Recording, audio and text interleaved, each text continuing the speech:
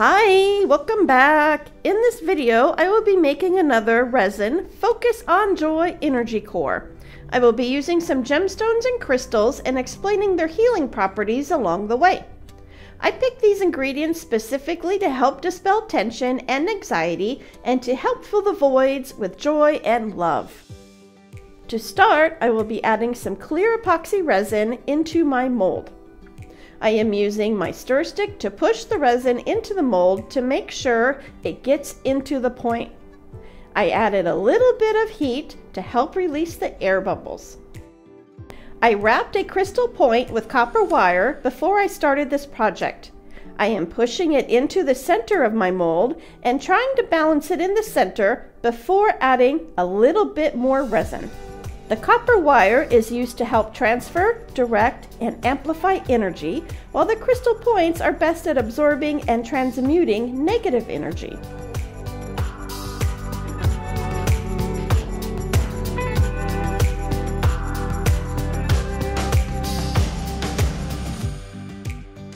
After I let this first layer cure for 24 hours, I will mix more resin and add a very small layer into the mold. I am now adding some howlite beads into this layer. Howlite is a calming stone and helps to eliminate rage, pain, and stress, and encourages patience and calm. I will list all items I am using in the description box below. Please let me know if you have any questions along the way by leaving me a message in the message box below.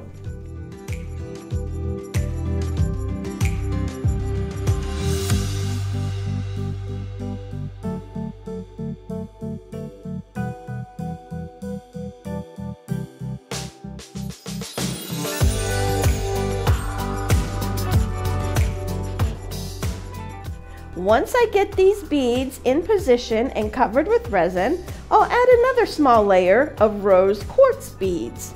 Rose quartz is used to purify and open the heart. It improves mental and physical energy, and it can help you feel peace and calm.